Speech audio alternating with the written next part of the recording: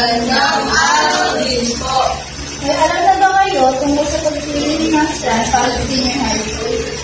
May mga po kailangan pagpili ng strand para sa senior high school. Sa pagpili ng strand, dapat namin isaalang-ala ang interes, kakayahan, mga layunin sa buhay at mga opportunity.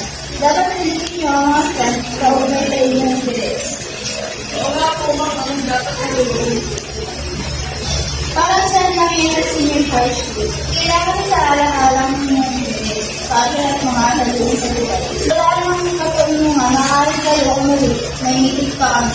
Nakatapos na pala nagpag-aaral si Loring anak. Registered nurse na siya. Ikaw, ano gusto mong course kunin sa kolehiyo?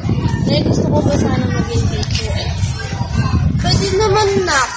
Kung gusto mong mag-eduk, susuportahan kita. Gusto ko sana maging doktor ka, pero kung saan ka, susuportahan kita at kung ano gusto ko. May salamat mo. Esther, ano kukunin mo ang kurso sa kolehiyo?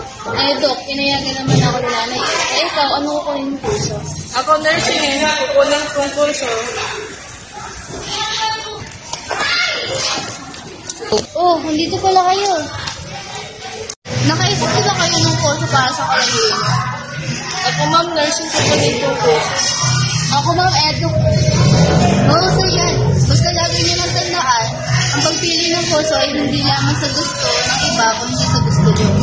At mga kasanayan niya. Sige, mauna na ako. Goodbye, class. Goodbye, ma'am.